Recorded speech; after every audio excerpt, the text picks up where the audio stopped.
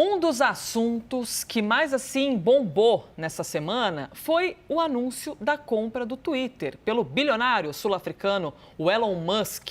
44 bilhões de dólares. Tá bom para você, gente? 44 bilhões de dólares. Só que, mesmo que já tenha batido o martelo, tem toda uma negociação, uma burocracia. Até o fim do ano, tudo deve ser concluído e ajeitado. Então, se você pensa assim, nossa, tem algo diferente hoje no Twitter, depois da compra do Elon Musk, ele não sentou na cadeira exatamente ainda de dono do Twitter, né? Tem toda uma burocracia. Mas a gente quer saber como é que fica a rede social daqui para frente, considerando que Musk propõe medidas para reforçar o que ele chama ali dentro da concepção dele de liberdade de expressão. Até onde vai essa liberdade de expressão? A gente conversa agora ao vivo com o Carlos Afonso, que é diretor do Instituto de Tecnologia e Sociedade. Carlos, tudo bem? Bem-vindo aqui à nossa programação. Obrigado, bom dia Elisa, bom dia Jairo, bom dia a todos que nos assistem aqui pela CNN. 44 bilhões de dólares para comprar o Twitter. Quando a gente pensa, Carlos, no Elon Musk, a gente pensa num empresário bastante ousado, né? A gente não pode... acho que é um consenso geral que ele é uma pessoa ousada, que ele faz assim investimentos do tipo mandar voos tripulados e privados para o espaço. Ele pretende habitar Marte. Ele investe na Tesla, a Tesla é dele, carros mega modernos. São tantos setores, até de desenvolvimento, de questões que podem ajudar quem tem Alzheimer, as questões neurológicas. Por qual motivo o Twitter interessaria a Elon Musk, Carlos? Olha, Elisa, antes de mais nada, o Elon Musk é um usuário do Twitter. Então é interessante esse momento em que uma pessoa que é um dos usuários mais populares do Twitter se torna proprietário dessa empresa. E o Twitter vem se juntar, como você bem mesmo disse, a um número grande de empresas detidas pelo Elon Musk. E são empresas muito ligadas a um potencial de inovação. Inovação no que diz sentido ao setor automobilístico. O Elon Musk, com a Tesla, em alguma medida, revolucionou o mercado de carros elétricos nos Estados Unidos. No que diz respeito ao setor aeroespacial, com a SpaceX, que certamente trouxe muita inovação para esse setor. O Elon Musk tem investimentos importantes também em baterias de última geração, como você disse também na questão de interface cérebro-máquina através da Neuralink. Todas são situações que colocam os investimentos do Elon Musk muito ligados à fronteira da inovação tecnológica. E aí entra o Twitter, que é uma rede social, se a gente parar para pensar, de inovação muito contida, ou pelo menos menos estridente, já que o Twitter é uma rede social de texto. É claro que você pode postar foto, postar vídeo, mas é uma rede social em que as pessoas se comunicam através de texto. E a pergunta que fica é, será que o Twitter vai servir como laboratório para que ali o Elon Musk possa entender como as pessoas se comunicam, como elas reagem a determinado tipo de informação e como é que esses resultados podem ser úteis, inclusive, para investimentos do empresário em outros negócios. Talvez esse seja o ponto de atenção. Será que o Twitter é um laboratório sobre como seres humanos como um todo se relacionam, se comunicam, se entendem e se desentendem? Professor, por que o Elon Musk ele considera que o Twitter podia ter mais liberdade de expressão? Eu acho importante, quando a gente faz essa pergunta, a gente sempre lembrar assim, que o conceito, por exemplo, de liberdade, ele pode ser visto de muitas formas. Tem gente que acha que liberdade de expressão é falar o que quer, tem gente que acha que liberdade de expressão é dizer aquilo que a lei permite, ou me permita aqui fazer uma referência ao 1984 do George Orwell, que tem aquela referência do partido que fala que guerra é paz, liberdade é escravidão e ignorância é força. São três pontos de vista completamente diferentes da mesma coisa. Dentro desse contexto, o que ele pode trabalhar?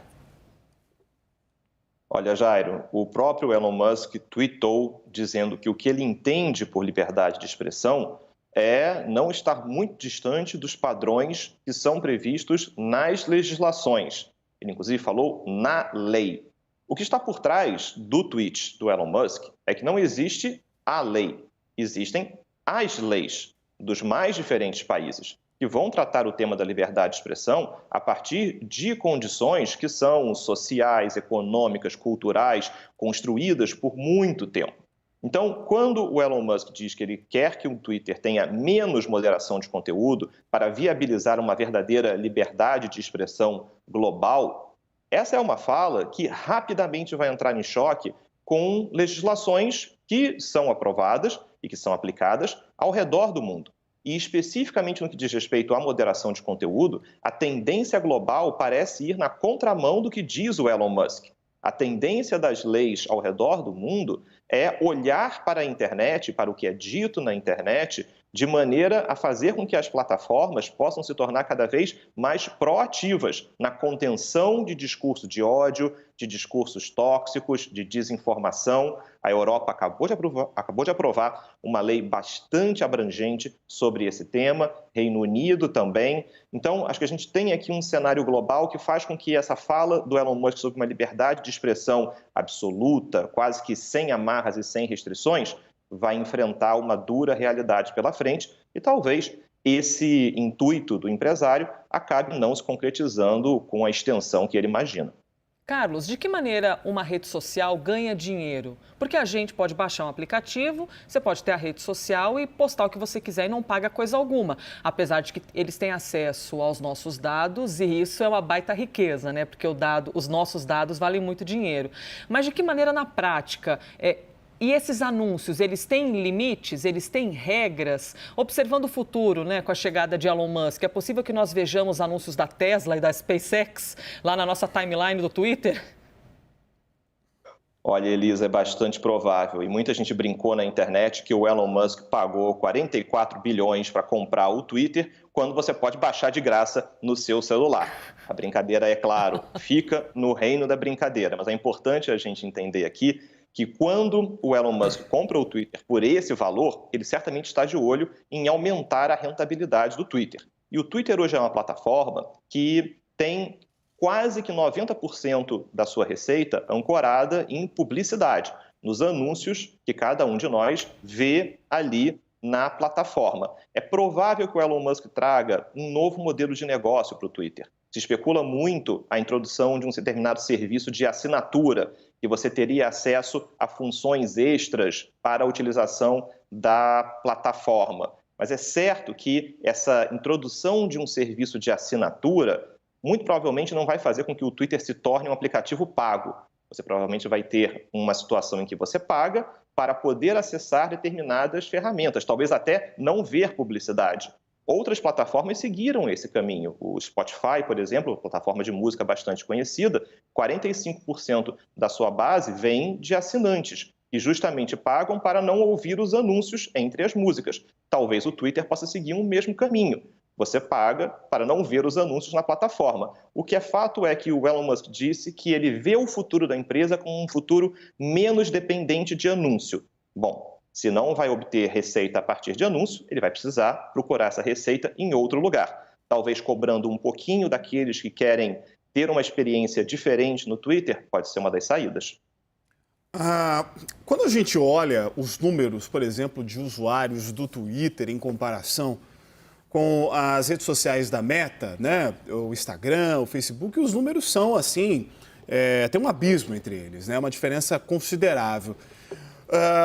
Não seria mais vantajoso ele procurar algum tipo de parceria com uma rede social como essa, ou quem sabe investir numa rede social mais barata? Qual o real interesse por trás do Twitter? É a possibilidade de que essa rede tem de conversar com autoridades, com governos, de penetração com formadores de opinião?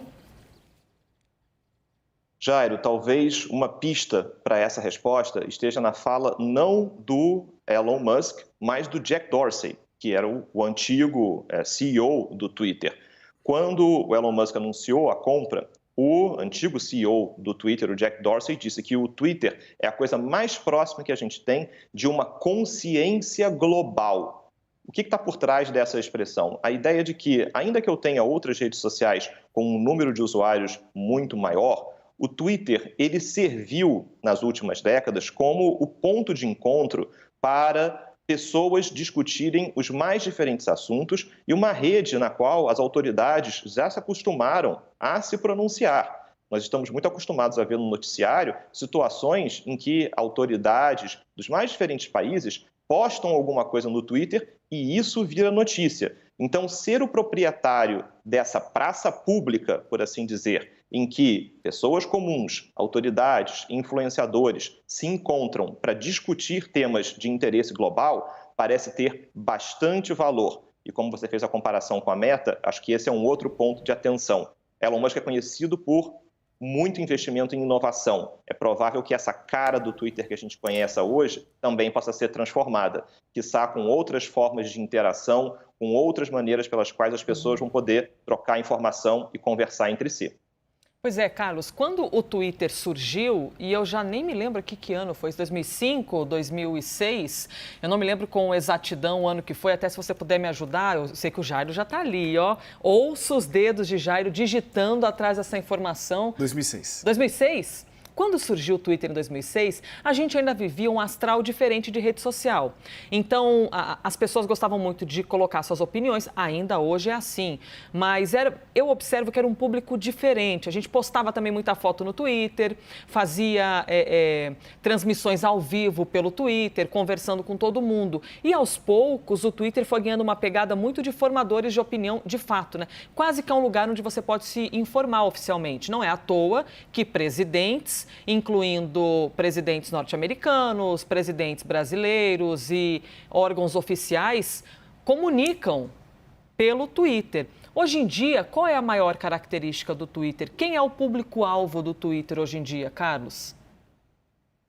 Olha, Elisa, me parece que o público-alvo do Twitter é o público, como você bem disse, que busca informação. É uma rede social que já tem uma certa idade, é uma rede social que passou por transformações, mas certamente, por não ser uma rede social que tem por base a publicação de vídeos, músicas, determinados públicos foram sendo segmentados para outras redes sociais. Então, a gente tem um público jovem, por exemplo, muito destacado no TikTok, com vídeos curtos. A gente tem vídeos mais longos indo parar no YouTube.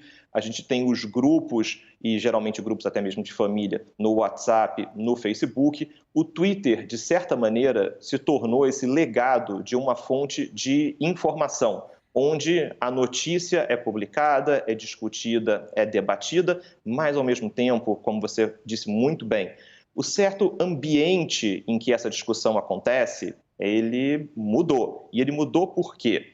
As plataformas, elas, ao longo da última década, implementaram ferramentas de você compartilhar conteúdo, de você curtir um conteúdo, e com isso toda a lógica de engajamento acabou tomando conta da maneira pela qual a gente entende uma rede social. E o Twitter é uma rede social que preza muito pelo DNA de ser uma conversa pública.